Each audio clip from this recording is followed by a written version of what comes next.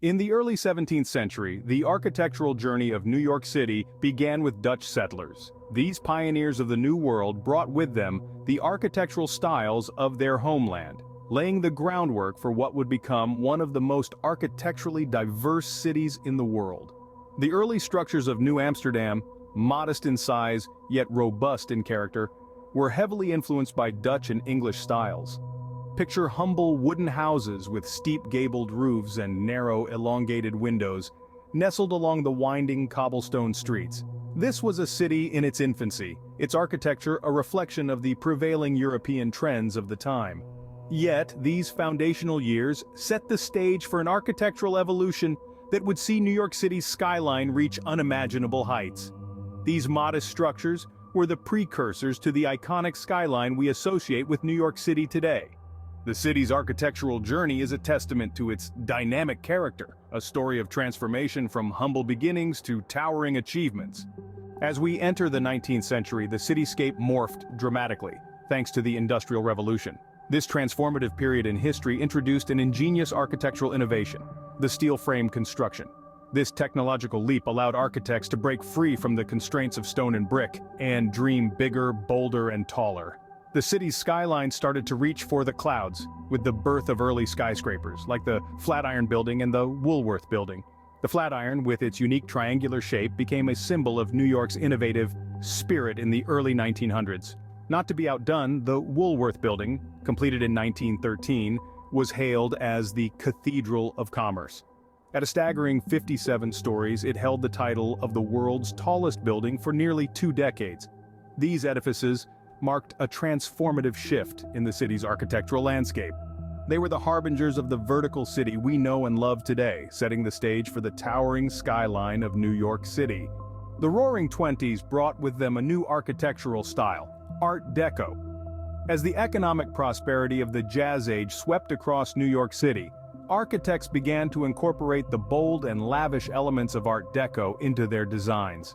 This was a departure from the traditional architectural styles, bringing forth an era of modernity and opulence. 2 buildings in particular stand as gleaming examples of Art Deco's influence on New York's skyline: the Chrysler Building and the Empire State Building. The Chrysler Building, completed in 1930, boasts a tiered crown and gleaming spire, a testament to the era's love for ornamentation and glamour.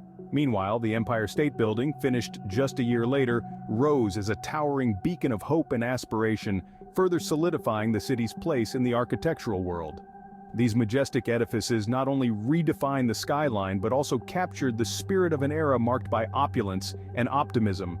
Post-World War II, New York City's architecture took a modernist turn. As the smoke of the war cleared, the city emerged with a fresh perspective on design, turning its gaze towards modernism. This period saw the influence of globally recognized architects like Le Corbusier and Ludwig Mies van der Rohe. These visionaries inspired a generation of architects, their ideas shaping the city's skyline in profound ways.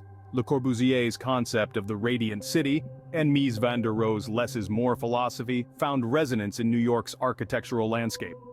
The city became a canvas for these modernist ideals, with structures reflecting clean lines, functional design, and a break from ornamental excess. Perhaps the most iconic edifice of this era was the United Nations headquarters, a symbol of the city's global significance. Designed by an international team of architects, including Le Corbusier and Oscar Niemeyer, it stood as a testament to the city's commitment to international cooperation. This period solidified the city's global significance and commitment to international cooperation. The latter half of the 20th century witnessed a wave of urban renewal and the birth of the iconic World Trade Center towers.